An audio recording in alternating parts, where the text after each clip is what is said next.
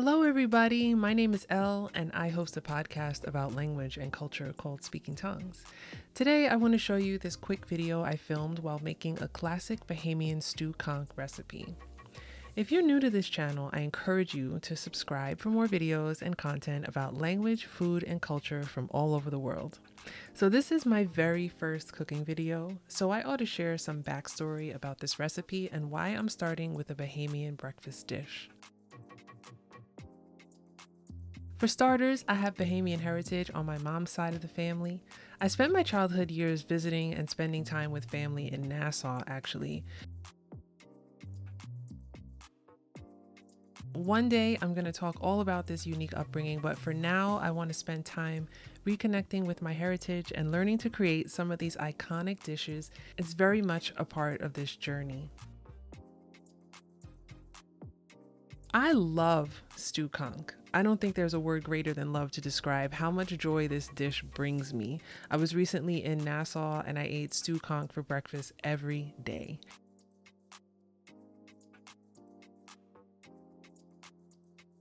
What you see me cooking here in this video is based on a recipe shared by Ms. Bodine Victoria, the creator behind Bodine Pot series on YouTube. She inspired me so much to start cooking Bahamian dishes my own way, and it's been a journey of discovering and also healing as I try to find my own way to express these flavors. So on this particular day, my mom had called me to say she found conch in one of our local grocery stores. We live here in New York City, and believe me when I tell you that finding conch that isn't frozen and doesn't cost a king's ransom is a headache. So we made a day out of it because my mom also loves stew conch and I really wanted to make it for her and have her be the judge and the taste tester.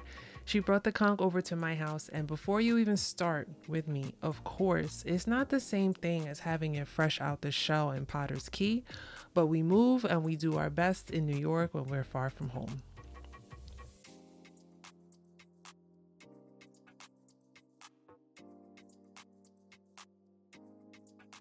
So now the first thing I did was tenderize these babies because conch meat is tough, and tenderizing conch is not for the weak. It takes patience and considerable upper body strength. If you ever wonder why your conch salad costs $25 in Nassau, it's because you're paying for the labor. I'm sure that I could have broken this down further, but I was tired. Seasoned up the conch with a little bit of salt and pepper and then diced up some veggies. I have potatoes, onions, and carrots are the standard. But it's a stew, so you can put whatever you think you might want to taste in there. There's absolutely no judgment from me. I said earlier that one day I would talk more about this, but maybe I can talk a little bit about it now. So, you see, I didn't grow up eating a lot of conch. My mother and my grandmother did, but I was somewhat of a late bloomer. I think that a lot of times when we went to Nassau, which was every year, to be honest, I was hesitant to eat anything that came out of the ocean and basically prepared while it was still alive. All right, I'm exaggerating a little bit because it's really no different than cooking a lobster in that sense. But I think like a lot of kids in the US with heritage elsewhere, there was a lot of reluctance to fully embrace the things that made me unique. Eventually, when I was in my late teenage years, I decided to connect more with my lineage and my heritage that my mom and my gram tried so desperately to share with me. And I can tell you today that I haven't looked back.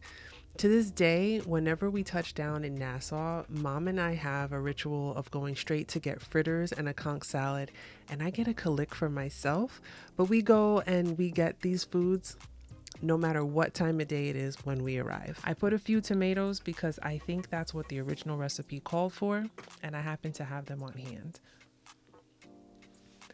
I diced up the conch small because, as I mentioned, conch in New York City is about $18 a pound, if not more. We only had 1 pound because honestly, we were the only two who were going to be eating it.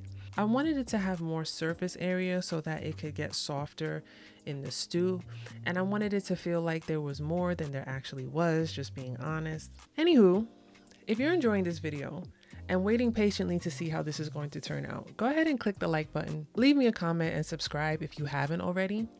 I want to make more videos like this, so those actions really let me know if you're interested in this kind of content from me. The most important part of a stew like this is the roux. True confessions, I am very new to making roux, having made it for the first time in a gumbo a few years back.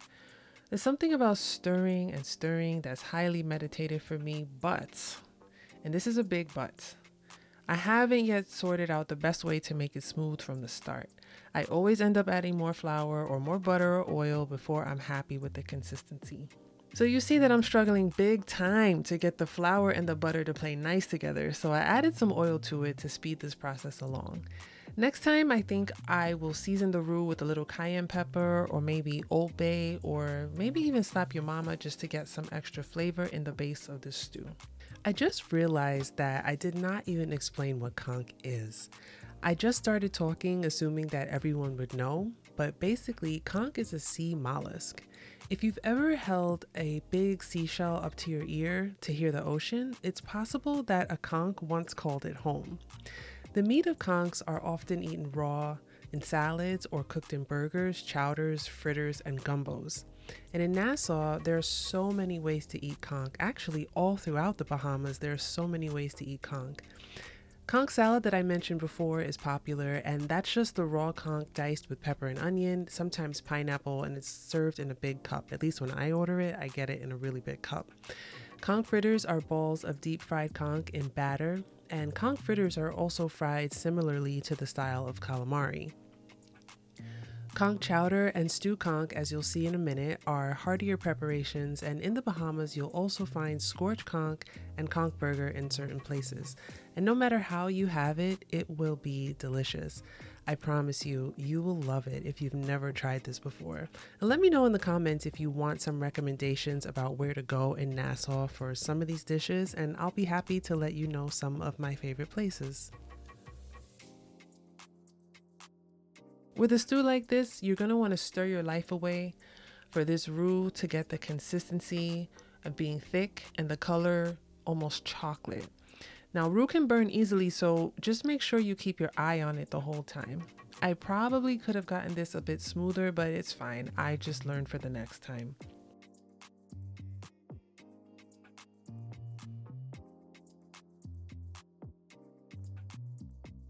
Anyways, I added the onions and the seasonings first and gave them a whirl in the roux before adding the tomatoes, carrots, and the potatoes.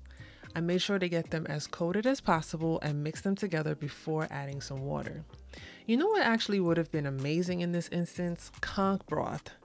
I didn't have any, but I'll put a link in the description to a few vendors that you can shop, and you can probably find it online. It would dial up the conchiness of this stew for sure, but I used water, and if that's all you have, then that's just fine. So now you see the color of this roux has gotten dark, and this is exactly the color that I wanted because this is where a lot of the flavor will settle into. I've added the tomatoes, carrots, and onion, and I'm trying to get everything coated and covered so that it will cook evenly. Again, do I know if this is the quote-unquote proper way to do this? I don't know. But my instinct is telling me this is the way to go, and I like stirring because stirring is meditative for me, so I'm gonna do it even when the recipes say otherwise. I'm also adding the potatoes last just because I don't want them to be too cooked before I add the water. I'd rather let them soften while it simmers once I add the water. Now, after letting this simmer for a bit, then I add the conch in. And why, let me tell you, because like I said, I want the conch meat to get more tender as it cooks, but the longer you cook conch, the tougher it gets. I added a little more water and let it get stew up in the pot for a while. I probably let it simmer, I'm guessing, for about 20 or 30 minutes at most on a low heat. I let it bubble but not get to a hard boil. In the end, this is the consistency I was hoping for.